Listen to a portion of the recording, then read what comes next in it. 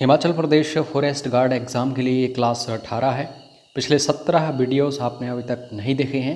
Description box में जाइएगा, आपको लिंक मिल जाएगा, या फिर आप सीधा हमारे चैनल पर जाना, प्लेलिस्ट सेक्शन में जाना, वहाँ पे फॉरेस्ट गार्ड 2021 प्लेलिस्ट को ज़रूर विज़िट कर लेना। कोर्सेस ज्वाइन करना चाहते हो फॉरेस्ट गार्ड एग्ज़ाम के लिए, अच्छे से मैनरली तैयारी करना चाहते हो तो व्हाट्सएप ज़रूर कर लेना। पूरी जानकारी आपको मिल जाएगी, कितनी फीस है, कितनी वैलिडिटी रहेगी, क्या क्या फैसिलिटीज़ आपको मिलेंगी। हर एक क्वेश्चन को खुद अटैम्प्ट करिएगा वीडियो को पॉज करके। पहला क्वेश्चन, नमक को नाम दें जब पानी में घुलने पर अम्लीय घोल देते हैं। Name the salt when on dissolving in water give an acidic solution. उस साल्ट का नाम बताना है जब दोस्तों उसको पानी में डिज़ोल्व किया जाता है, घोला जाता है, तो एसिडिक सॉल्यूशन बन जाता है। ये सारे के सारे ऑप्शंस ध्यान से देखो।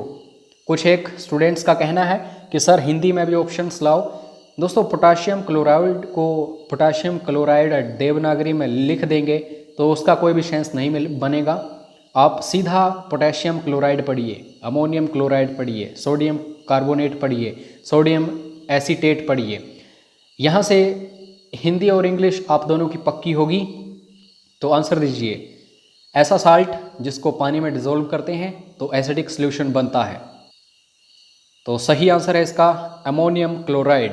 आपको इसके बारे में पता होगा, बी ऑप्शन सही है। और जब भी मैं बात करता हूँ अमोनियम क्लोराइड की तो आपको इसका केमिकल फार्मूला, रासायनिक सूत्र भी पता होना चाहिए। जब मैं बात करता हूँ पोटेशियम क्लोराइड की तो आपको इसका केमिकल फार्मूला या फिर रासायनिक सूत्र पता होना चाहिए। ऐसे क्वेश्चंस पक्का बनते हैं, जरूर पढ़िए। नेक्स्ट क्वेश्चन, जब सूर्य ग्रहण का एक ही पैटर्न हर 18 साल 11 दिन 8 घंटे में दोहराया जाता है तो इसे निम्न प्रकार से जाना जाता है। When the same pattern of solar eclipse repeats every 18 years 11 days 8 hours are known as. तो आपको पता चल गया होगा, जब दोस्तों एक ही जैसा पैटर्न जो है सूर्य ग्रहण का यानी कि सोलर एक्लिप्स का जो रिपीट हो जाता है हर 18 साल 11 दिन और 8 घंटे में, तो इसको क्या बोलते हैं? चार ऑप्शंस आपके सामने हैं। इसको बोलते हैं दोस्तों सैरोस साइकिल। तो बी ऑप्शन सही होगा। Next question, bleaching powder is formed by treating chlorine with. Bleaching powder जो है दोस्तों, इसका केमिकल फॉर्मूला, रासायनिक सूत्र आपको पता होना चाहिए, क्योंकि कई बार एग्जाम्स में क्वेश्चन बना है। तो कमेंट बॉक्स में जरूर लिखिएगा जो ब्लीचिंग पाउडर होता है उसका केमिकल फॉर्मूला क्या है। जब ब्लीचिंग पाउडर को बनाने की हम कोशिश करते हैं तो क्लोरीन जो है दोस्तों उसको ट्रीट करते हैं किसके साथ? कैल्शियम हाइड्रोक्साइड के साथ, ए ऑप्शन। फिलहाल आप सभी कमेंट करके ये बताना कि ब्लीचिंग पाउडर जो है उसका केमिकल फॉर्मूला क्या है, तभी पता चलेगा कि आपकी कितनी तैयारी है। और ये बात मेरी पक्की समझ लेना आपकी, अगर साइंस में आप ज़्यादा स्कोर कर लोगे तो फॉरेस्ट गार्ड की नौकरी आपकी पक्की है। नेक्स्ट क्वेश्चन इंपॉर्टेंट क्वेश्चन है ये भी, what do you mean by blood moon. दोस्तों ब्लड मून क्या होता है? तो इसको बोलते हैं हम टोटल ल्यूनर एक्लिप्स होता है, यानी कि पूर्ण चंद्र ग्रहण होता है विद डीप रेड ग्लो, यानी कि गहरा लाल प्रकाश हमें देखने को मिलता है इस चंद्र ग्रहण के दौरान, तो इसको हम ब्लड मून बोलते हैं। तो सी ऑप्शन याद रखना। ये क्वेश्चन इंपॉर्टेंट है और समझने वाला है। मैं आपको ऑलरेडी बता चुका हूँ 2 टाइप्स ऑफ क्वेश्चंस होते हैं। First one is fact basis question and second one is conceptual basis questions. ये कंसेप्चुअल बेसिस क्वेश्चन है। जैसे क्वेश्चन है यहाँ पे, जब रक्त धमनी में मजबूर किया जाता है तो विस्तार की तरह लहर को कहा जाता है। When blood is forced into the artery, artery के ऊपर जब ब्लड का क्या होता है? जोर पड़ता है। Wave like expansion takes place is called, waves बनती हैं ऐसे, तो इसको क्या बोलते हैं हम? इसको पल्स बोलते हैं। इजी क्वेश्चन है ये, समझिए थोड़ा सा, बी ऑप्शन सही होगा। और ये याद रखना, एक एडल्ट पर्सन जो होता है उसकी जो ये पल्स होती है 70 से 72 बार 1 मिनट में धड़कती है। तो यहाँ से भी क्वेश्चन आता है कई बार। अब आ गया मोस्ट इम्पोर्टेंट क्वेश्चन जो कि हज़ारों बार एग्जाम्स में रिपीट हो चुका है। आइसोबार क्या होते हैं? समभारिक। तो ध्यान देना, जब आप इंग्लिश में पढ़ोगे तो इतना आइडिया आपको नहीं मिलेगा, ये बात अलग है। आप साइंस में पढ़े हो तो आपको पता चल जाएगा, लेकिन समभारिक जब आप हिंदी में पढ़ोगे बड़ी आसानी से पता चल जाएगा। समभारिक मतलब भार एक समान होगा। अगर भार एक समान होगा तो ऑब्वियसली द्रव्यमान जो है, मास जो है, यह भी एक समान होगा। Elements with different atomic number different होता है, लेकिन मास जो है दोस्तों ये सेम होता है, तो ये आइसोबार्स होते हैं। तो ऐसे कई टर्म्स हैं, आइसोटोप्स क्या होते हैं, आइसोटोन्स क्या होते हैं, आइसोबार्स क्या होते हैं, इनको जरूर पढ़िएगा। और ये बिल्कुल डिटेल में आपको हमारे कोर्स में मिल जाएगा। कोर्स के बारे में पूरी जानकारी व्हाट्सएप पर प्राप्त कर लेना। वहाँ पे हम आपको मटेरियल जो प्रोवाइड करेंगे, वीडियोस जो प्रोवाइड करेंगे, उसमें सब कुछ होगा। ये फैक्ट बेस्ड क्वेश्चन आ गया। और मोस्ट इम्पोर्टेंट है, ब्लड सर्कुलेशन जो है इसको किसने डिस्कवर किया था? रक्त परिसंचरण, इसकी खोज की गई थी किस व्यक्ति के द्वारा? तो यह है विलियम हार्वे।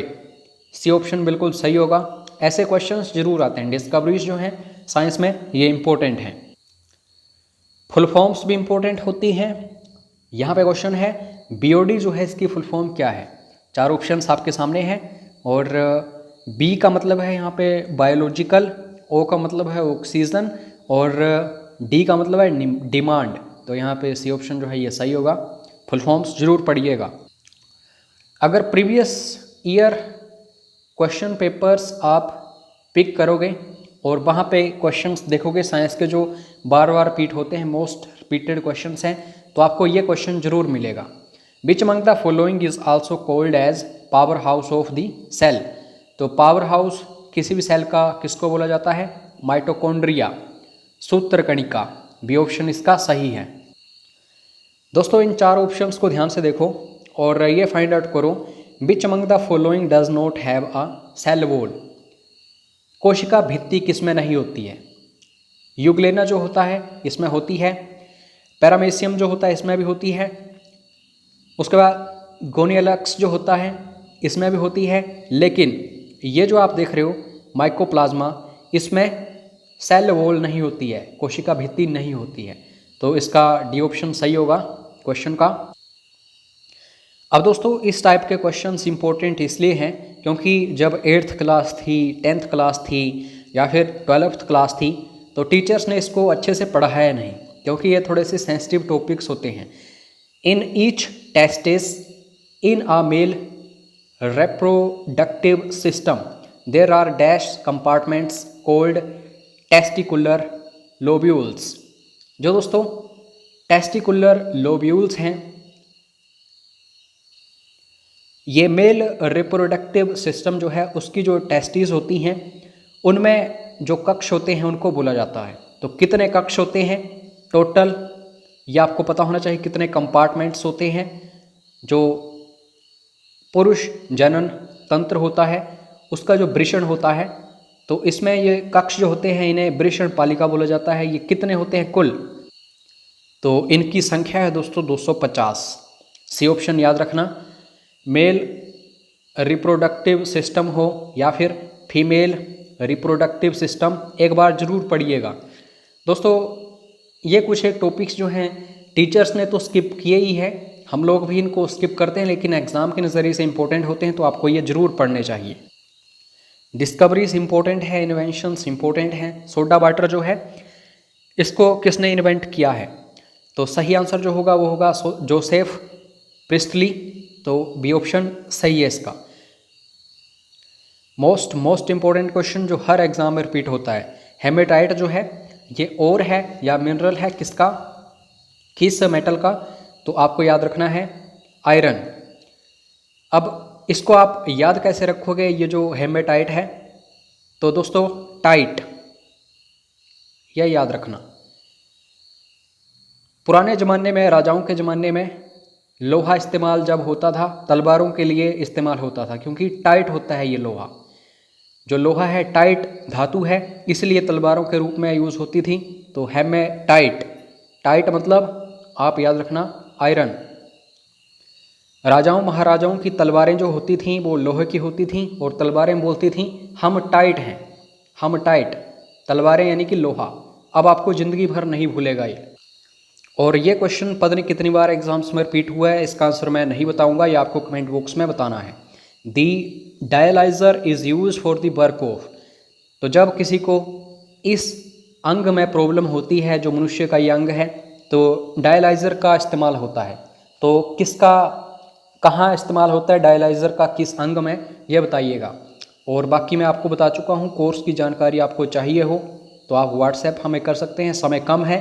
जितना जल्दी तैयारी कर लोगे अच्छे से, उतने ज़्यादा चांसेस होंगे एग्ज़ाम क्रैक होने के। हमारे साथ जुड़े रहो। जय हिंद, जय हिमाचल।